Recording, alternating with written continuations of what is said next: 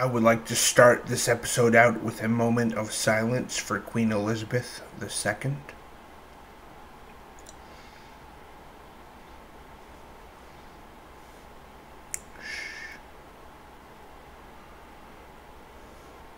There. That's such a bummer to hear about her, but we all knew it was going to happen. I mean, once you get into the 90s, it's like any day. I mean, how can you even make plans when you get up into that age? Because you're just like, hey, what are you doing Sunday? I don't know if I'll be here, honestly. And so Queen Elizabeth just passed away, which we all knew would happen, didn't know when it would happen. Now it's here. I'm sure that her son, who's now in his 70s, has been waiting and waiting patiently for this day to happen. Not that he doesn't love his mother, but I'm sure that there's a desire to be in power. So now he'll be queen, and then, yeah, I guess we'll see what happens to the royal family in that kind of, that whole system in and of itself. So interesting to see these countries and continents with their own ways of working, and to see all of those kind of come to these not good places recently, to say the least. I mean, just with Russia, us, I don't really know how China is doing. North Korea is not always that great. And now England, the UK, has just lost Queen Elizabeth. So they'll be in a transitional phase. Dude, Queen Elizabeth, she was 96. She's been around for almost 100 years. What's going to happen now? Begs the question. So I guess in light of that, I wanted to talk about some famous celebrities that I've met in my lifetime. Some of them I've even gotten to actually go as far as to collaborate with, even on a number of occasions. The last 2 years on TikTok... Oh, I just slid down. My apologies. The last 3 years. I've been on TikTok 3 years next month. Okay, wow. 3 years. I'm gonna keep, like, sliding down during this podcast episode.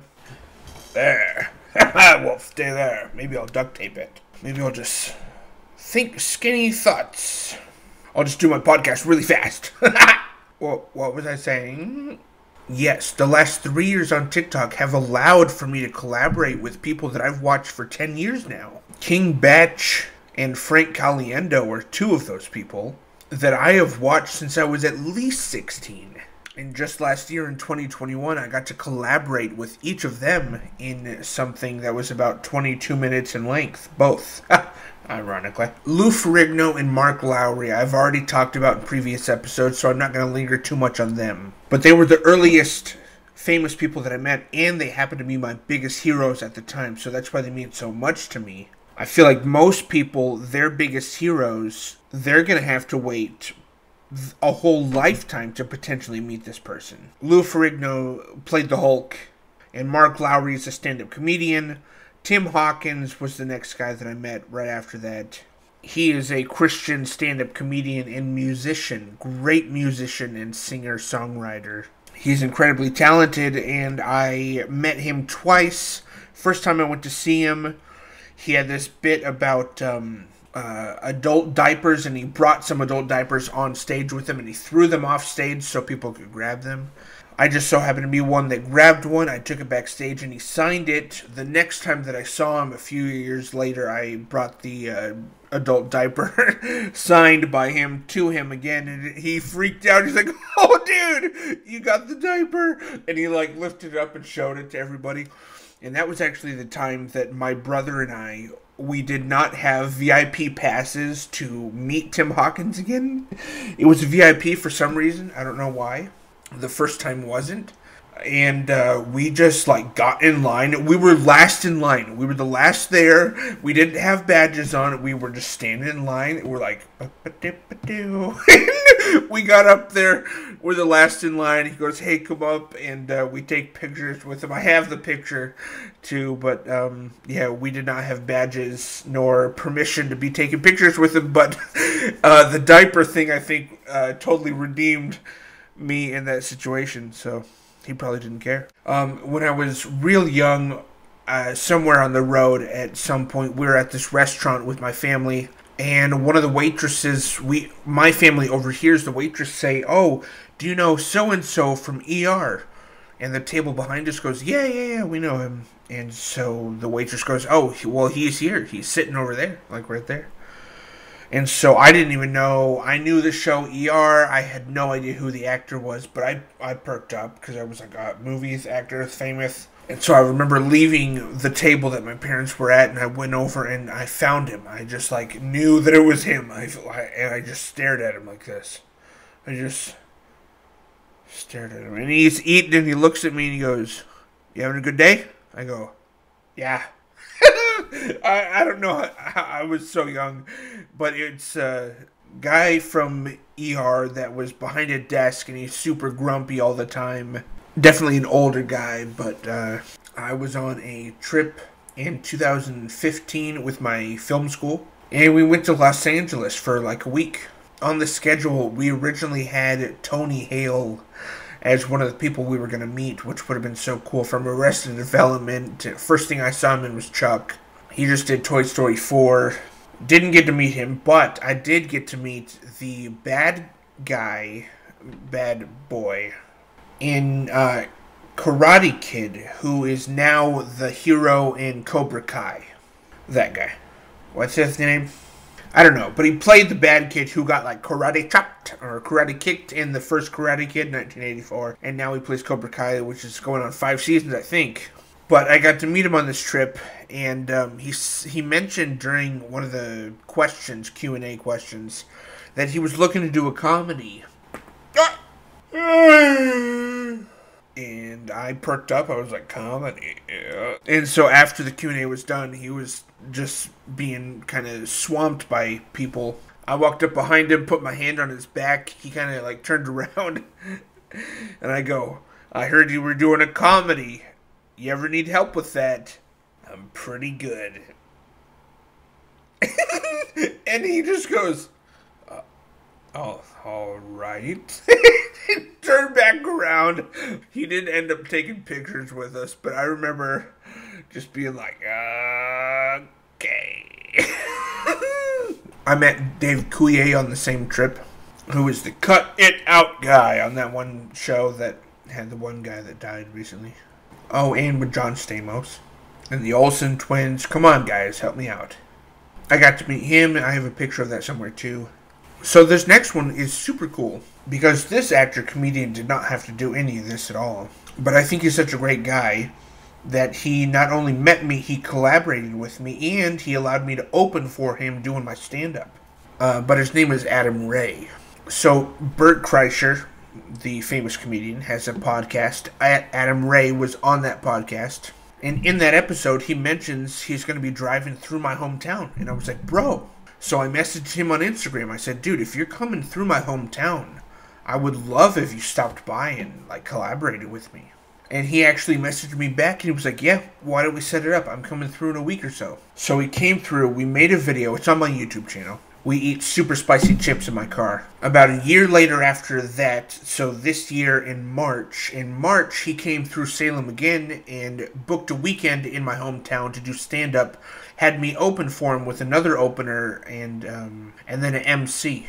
So I did 10 minutes, 2 nights in a row, opening for Adam Ray, because we had collaborated on that video before, and that was a super cool connect. That wouldn't have happened if not for TikTok and the video that we made, so I was like super happy about how that came about, and I think there's still a future there, because Adam Ray and I still talk. And Frank Caliendo, I guess technically I didn't meet in person, but we did talk on a TikTok live for about 22 minutes. That whole conversation's on my YouTube channel. And I've been watching Frank Caliendo ever since I was 16. I watched his first special, and I've always loved him. I think he is the best impressionist I have ever seen in my life. He's able to resemble who he's impersonating so believably with his voice and his face. He gets their cadence down perfectly. I love Frank Caliendo. I was really, really happy to have spoken with him. King Batch is another person who started on Vine. I've been watching him ever since 2010, 11. He went from Vine to Instagram, and now he's on TikTok. He has like 20-something million followers on all of his platforms. King Batch in May of 2021, so last year, we were in a TV sitcom pitch pilot that we're pitching around to streaming services, hopefully getting picked up soon. And I had a whole day of filming with this guy. So I met him when I first got there. The next day we all filmed. And that was bizarre. Like, looking into his eyes, acting with him, I was like, dude, it's not behind a screen anymore. He's real. He's here. And it was super cool. And it was super cool. If we get picked up, I get to go do a whole season with King Batch and kind of be this FBI assistant character in this action comedy. I had a similar experience with not realizing there was no screen. Like, I was like, oh my gosh, this is him in person. The comedian Bobby Lee, who I've been watching for probably 8 years now. Such a funny storyteller, podcaster, comedian, actor.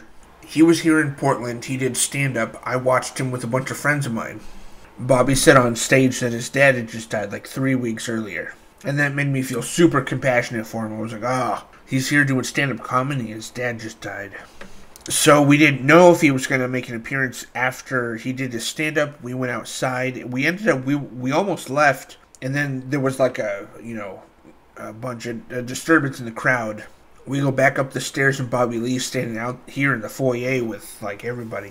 Everybody's taking pictures with him, and I knew I had to wait my turn, but I was like, yeah, you're taking pictures, but so what? He's not going to remember you. He's not going to remember that. So I was like, I have two options. I can get a picture with him and just be this whole part of this glossed over picture taking whatever with people. Or I can do something and like provide a quick little experience that he might actually remember. So he locks eyes with me, and I had this very shocked, he's looking at me. Like, these eyes, these Bobby Lee eyes that I had seen on screen for so long are looking at me now. And I was like, weird. But I went like this. I go, hey. And I grabbed his head from behind like this, and I go, look into my eyes. And we just look into each other's eyes like this for like 5 seconds. Like that. And he's going like this. And then I just bear hugged him like that. I just gave him such a big bear hug. And I let go, and he goes, that might be the best hug I've ever had. It was really funny. And I was like, yeah, dude, that's all I need from you. I don't need a picture from you. I just want to give you a hug, dude. And I just walked away with my friends. I didn't want to like hand them the phone, take a picture with me. I just wanted to have an experience with Bobby Lee, make it quick, relatively painless, and then just walk away. And maybe he can remember if he ever sees me again someday. Adam Ray, who I mentioned before, aforementioned, used to open all the time for Bobby Lee. So maybe there's some sort of connection there. I just opened for Adam Ray. Oh, wow. And then in Brazil, this is the final one that I have on here, Casting Crowns Band came to Brazil. Casting Crowns Band, they are globally famous, but nationally famous in the United States for being a Christian band that has several albums, and they do shows, they tour, but they also are youth pastors at one singular church somewhere in Georgia, I think, and they lead the worship. So not only are they like these big famous people, but they also just have this humble, very small, I'm sure very intimate, like worship gathering that they have at this church. So Casting Crowns Band I had been listening to with my family for years, probably over a decade up to that point, and they needed me to, I applied and got hired to translate backstage Portuguese, take pictures with them. So I would translate from the singer to the fans with the VIP tickets. I would translate. I have several pictures of that too. I still have the badge somewhere that I wore. Still have the badge. But that was cool. I love Casting Crowns. That was a really cool experience. I've seen other artists, favorite artists of mine that I grew up with. I've seen them in concerts and shows, but I've never met them and had these. Like, I watched them have dinner, before the show. And I was trying to rack my brain about anybody else that I've met. I know that there will be more people. I've DM'd with quite a few people. Like Jaden Smith sent me a DM saying, I love what you do. That's all he said. And I was like, cool, maybe we can slap each other someday, bro. I never really made it a practice to litter or, like, do littering. I used to see those signs, no loitering, and get so pissed off. I was like, why do they keep misspelling it? But anyways, when it comes to littering, I'm sure I've probably, littered more than this, but 2 stories come to mind. One is my dad and his friend and a couple other people and we were all on a bridge. And there's water underneath us. It's just like a small little bridge just on a property. On a property, not our property.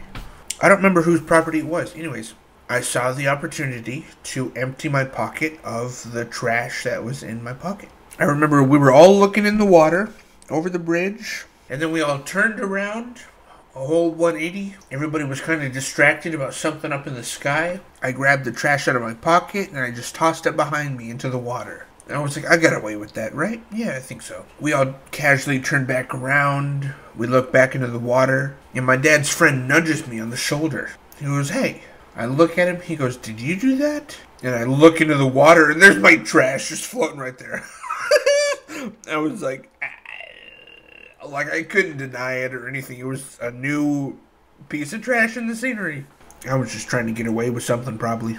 Next time I was in Brazil, and I was probably just trying to be cool, but I took something out of my pocket, took it out, popped it in my mouth, and just threw the trash, even though there was probably a trash can just right there. And I remember my friends all got mad at me. One of them chewed me out and went on and kind of made it into a joke. But she could see that I wasn't picking it up, and she was actually upset. So I was like, oh, wow. People actually really do care about this. Loitering. I wanted to talk about some more pet peeves, because I've been thinking of more.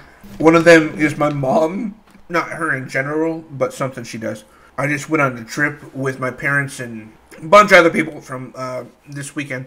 And it was like every time I went to go poop, it would send off a quote-unquote alert to my mom to, like, come and find me and tell me something. Or ask me something.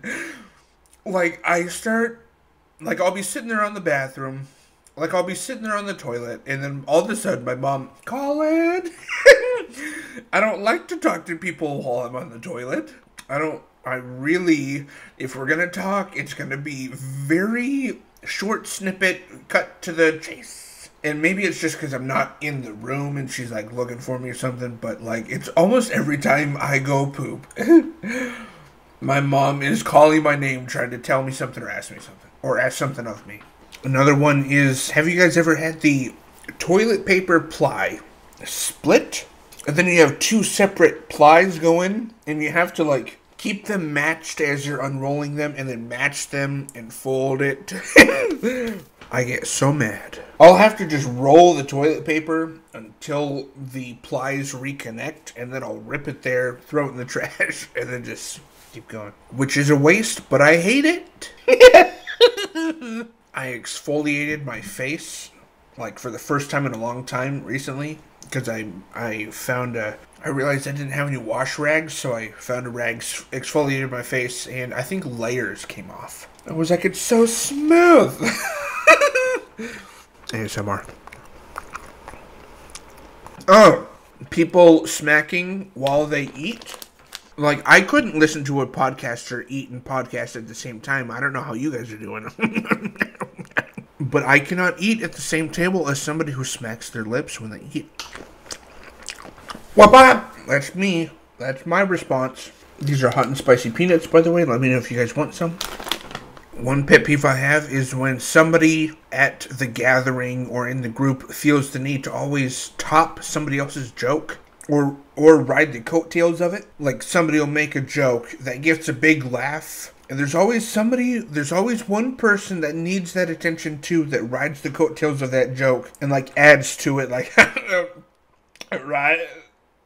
You know, that always falls flat. There's a Hollywood Reporter where Tom Hanks is in it with a bunch of people. It came out a couple years ago, but Tom Hanks rides the coattails of jokes. If you go back and watch it, one of the actors or comedians, probably actors, at that table will make a joke that gets a big laugh, and Tom is like, and then, because, and it's so bad.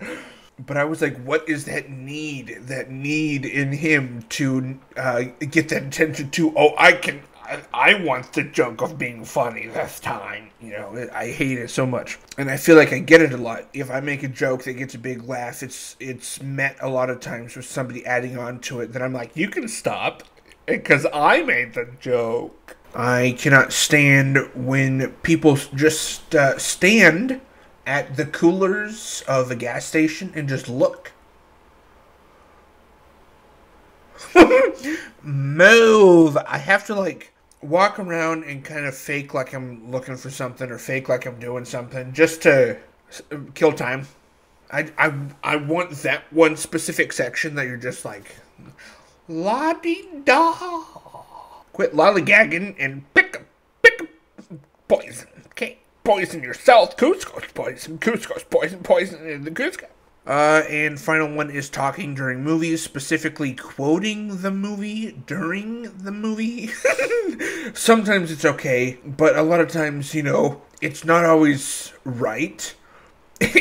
And a lot of times it's impressive if the person says the quote right before the actor says it. And they get it right, but a lot of times it's wrong. A lot of times there's like one or two words wrong, or sometimes it's not even close. That's kind of funny. But talking during movies or talking in the theater, people talking in movies, that is so frustrating. I remember this couple talking in a movie, and I looked over at them. I shot a nasty glare at them, and the chick was facing towards me already. Not even facing the screen. She's facing her boyfriend wholly. Like, I mean, her front is to his profile. The whole time I looked over and glared at her for probably 4 seconds, she's looking right back at me. Like, and her mouth was just going. She's talking to her boyfriend, looking at me like this, and she's not even stopping. She's just keep talking like this. It's like, wow. Wow, okay. I think that was during Logan. Man, that was frustrating. Had to restrain myself a little bit there. So I wanted to talk about my love life, quote-unquote love life. What little of it there is. And when I was really young, 8 or 9, I really liked this girl, Emily Mack. And I remember all of us friends were playing tag. And her and I hid, or hide and seek, her and I hid somewhere.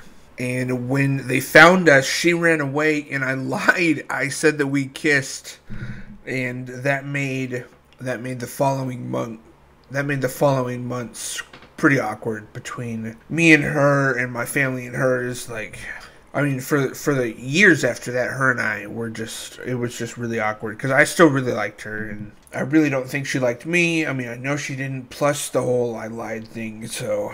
That was not good. And then I moved to Brazil when I was 11, and I met Bree Clark. And Bree, I really, really liked. She moved away for a year, went on furlough, and then came back. And when she came back, we had lost touch, so it was really... And when she came back, we had lost touch, and it was really not even the same. It was just even more awkward than before, so... And I was like, that's kind of a lost cause there. I met Carla at summer camp, and I was convinced I was going to marry Carla at some point. Out of all of these women listed, they're women now. Carla has the greatest and most fitting personality to my personality and my sentiments. Out of all these women listed, she is the most... Like, my spouse in this life will have to be a lot like Carla, I think, as far as personality goes.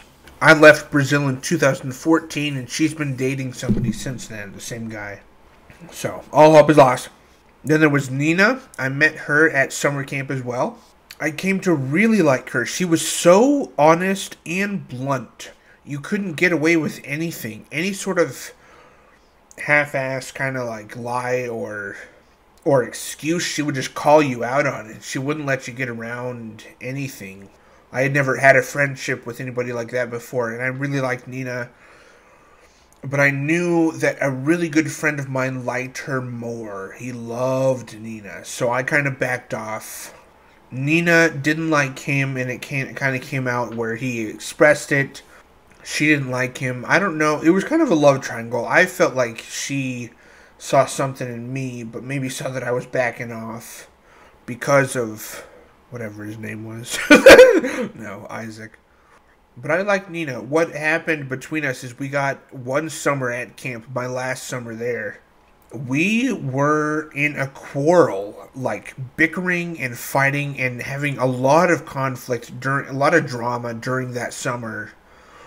And then I left right after the summer, and she came to see me at the airport, and I remember her crying, and I could tell that it was guilt that we had spent my last summer there in Brazil bickering and fighting and not getting along at all. I mean, it was pretty, it was the most drama I had had in my life up to that point. And this is somebody I'll probably never see again. With as long as I've been out of Brazil, almost 8 years now, I just can't really see myself reconnecting with this person. So it is sad. I could tell that her tears were very profound, and they made sense to me. I could feel what she was feeling. I had met Hannah while I was in Brazil. She's an American. Hannah, I really liked. She is one of the goofiest people I've ever met, and I love Goofy. I need Goofy. Like, my spouse will need to make me laugh too. She'll have to be really funny. That is probably the biggest thing we'll need to connect on is humor. And Hannah just had it. Hannah made me laugh, dude. More than I could make her laugh. Like when a woman I'm interested in, or when a woman at all makes me feel inferior about my comedy, my most precious thing that's my comedy, when I feel inferior, like I can't make her laugh, but she can make me laugh, I'm like, oh, okay, well, that can't be, so I gotta be funny. And I really liked Hannah for probably a year or more. I got Instagram at all in the first place at all because of Hannah. I got Instagram. I saw that she had one, and I was like, downloading. Download faster. She's married with a kid, so whatever. Her loss.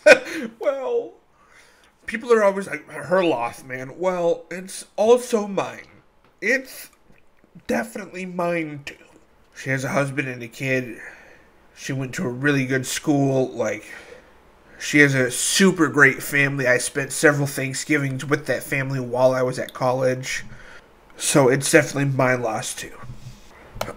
So I really liked Valley. When I moved back to the States before college, I really liked Valley. I had my first job. I got my license for the first time. At age 19, I got my first car. I was living with my older brother. He was newly single, and we were just two single dudes for a summer. It was a great summer, 2014. I liked Valley.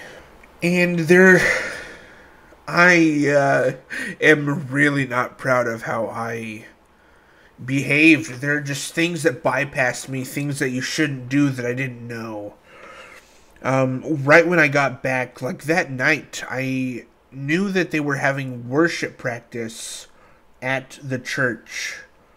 My brother was in worship practice, but he was picking me up, so he was busy. And Valley sent me a Snapchat. Sent me a snap on Snapchat.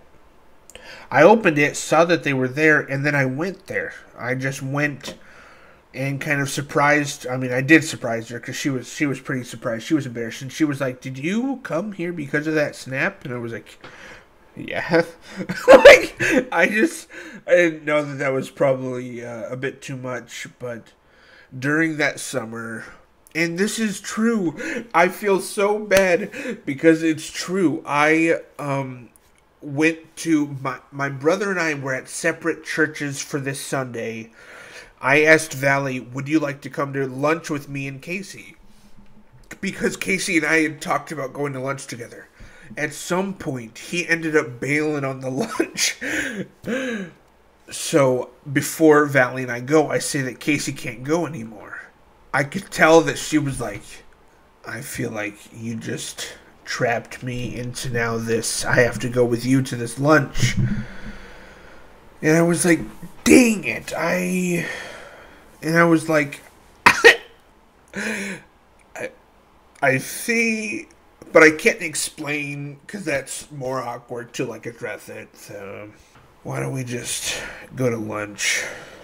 I bought her lunch. We did actually have a good time. I talked to her that Sunday. And then before I went to college, right before I went to college, I invited her to go bowling, and she was like, as long as you know that it's not like a date or anything. And I was like, never mind, I don't want to go bowling. Nah, never mind, And I never saw her again. I think she moved to California, and okay, so there's two women left, and there's been plenty more that I've like had interest in or even had flings with, but these are the ones that I've legitimately fallen for and obsessed over and really protested at having to say, just not going to work out. I need to come to terms with that. So Kim Green, I met right after school. I got my degrees, and now I was doing my internship. And I prayed that I would meet my wife at this internship, which was at a summer camp. With a camera, my editing software, I go to this summer camp for a summer. I do like 12 to 15 videos for them. I make a lot of money for them and myself. And I meet Kim Green, who's 2 years older than me at the time. I was 22, she was 24. And I opened my heart so much to her. This was the most I had ever liked anybody at all. I was absolutely convinced I was going to marry this person. I ended up even moving to Chicago mostly to impress her, which that only lasted 2 months, so I had to move back, tail tucked between my legs, and just kind of... I did have to see her again after that, and that was pretty humbling. But Kim Green, I wrote letters to, I gave gifts to, beautiful letters, like pages of letters. I gave her a, she collected vinyl records, so I gave her, along with some treats, a letter, and in this album, I gave her a Stevie Wonder album, signed, sealed, delivered, and the Royal Blue album from Collin, and the Royal Blue album from Phil Collins. And I thought they were really good gifts, and I really wanted her attention. I invited her to a hockey game on Black Friday, and we had this whole long text exchange that she just said, I don't feel called to pursue you at all. And then that evening, I was at home, just bummed, sitting around, and she posted a picture with her sister on Instagram that was right next door to where we would have been that night, and I was just so heartbroken. I remember, really heartbroken. That was Black Friday of 2017, and that, it didn't make me enter, but I did enter 2018 in such a sour spot, and 2018 is one of the worst years of my life up to this point, I can say. Unfortunately, I've done a repeat of that for 2022, and 2022 is on track to be a repeat of 2018 because of this person, Cole. I met online, and we engaged in a lot really early on, and that's really unfortunate. To share yourself with somebody physically before you're doing it with them in any other capacity, which would be a lot more important than I tend to give it credit for. But we had a lot of common ground when we would talk, and then a lot got misinterpreted and misconstrued, and I would give this person gifts too, and they would find something completely wrong with it every time, and it just got more and more intense. During this whole online comment backlash that I've been getting from people for the past couple months, Cole caught wind of that and started posting private messages and private videos of me to help bring me down and expose me and get me taken down and all that. And so Cole has ended up being a really unfortunate person to have met and fallen for, and I really saw a future with that person too. I really wanted to introduce them to my family. I invited them to my Thanksgiving because I knew that they were out here from Florida. They're from Florida. They were out here in Oregon, alone, no family, hardly any friends. And I was like, come to my family's Thanksgiving, please. And they just left me hanging. They never even responded to me. Christmas was the same thing. I was like, come to my Christmas. And I even gave them a Christmas gift. And Cole really left me hanging on a big Cole really left me hanging in a big way, and would like refer to things that they had said prior they hadn't really said. Like I remember calling Cole on the phone, and they were like, I said give me space. And I was like, you never said give me space. It's fine if you say it now, like, give me space. That's fine. But if you're saying that you already said that and that I'm breaking a rule now, well, that's not fair because you never said that. Say it now. And I just think it's kind of a coward move and very manipulative, and kind of an abusive tactic. I mean, we spent a lot of time together. Like, at one point, we spent 32 hours together. And that was a lot of time that I would give. And I wasn't really giving my time like that to anybody at that point. So I found that to be really special. And then just to see this, how it's all ended. They've been dating somebody for several months now. And it's just really unfortunate. People are always saying the same things to me. How are you single?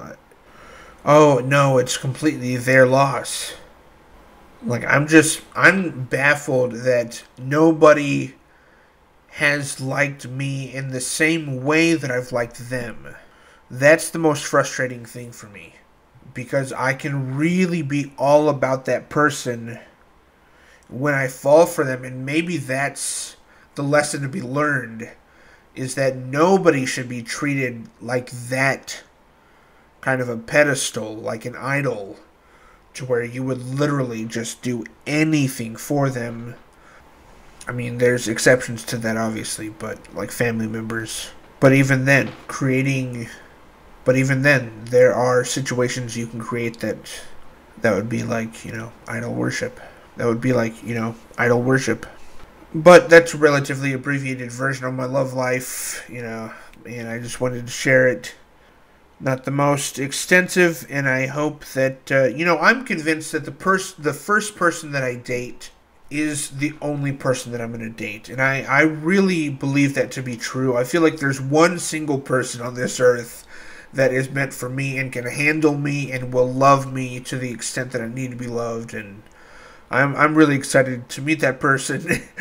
And, I'm impatiently so. But anyways, I wanted to share this as my podcast for this episode. Thank you guys so much for watching. I will catch you guys next week. Peace.